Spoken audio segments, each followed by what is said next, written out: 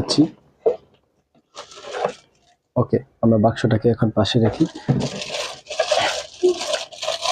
এই হচ্ছে আমাদের পাওয়ার ইনভার্টারটি। এই ইনভার্টার এর ক্ষেত্রে কিছু জিনিস লক্ষ্য রাখতে হবে। এখানে সকেটটা দেওয়া আছে, আর হচ্ছে এইখান থেকে যেন ভিতরে বেশি হিট না জন্মায় এটার জন্য এখানে কিছু হোল দেওয়া আছে।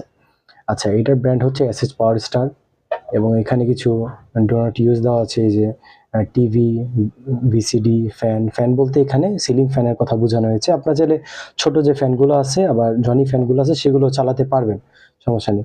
অর্ডিনারি বাল্ব যেগুলো মানে বেশি হাই ওয়াট কনজিউম করে সেগুলোর ক্ষেত্রে বলা হয়েছে। এখানে যখন আপনারা ব্যাটারি থেকে লাইন দিবেন, লাইন দিয়ে সুইচটা এভাবে অফ থাকবে।